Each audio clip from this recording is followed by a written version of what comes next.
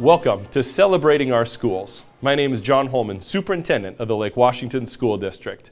Today I'm here at Rose Hill Elementary, where we're celebrating the life and legacy of Dr. Martin Luther King Jr.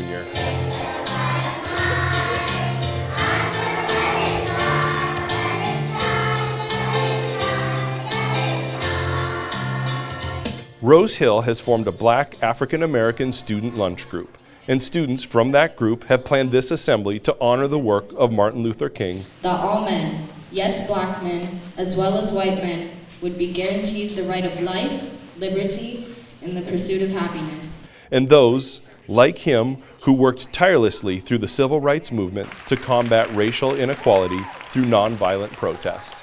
Martin Luther King means he did help, change people's point of views. He's really a good person. Martin Luther King Day has been around for a long time, but it hasn't been put on or portrayed in this district by students that represent that background. The BASL group is Black African American student lunch. It's where we meet. I have a dream that little black boys and black girls will be able to join hands with little white boys and white girls as sisters and brothers. This and many other assemblies across the district have been planned by student groups.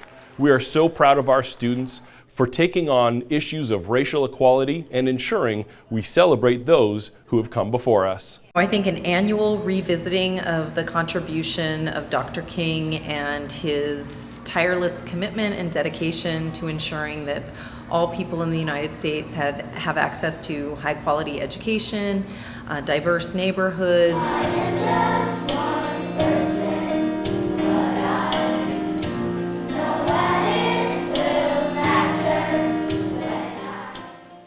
Again, it's providing students of underrepresented backgrounds to have a voice and show that they are a part of this nation, a part of this community, and it's time for everyone to be educated on what makes America what they are. I have a dream that one day this nation will rise up, live out the true meaning of its creed.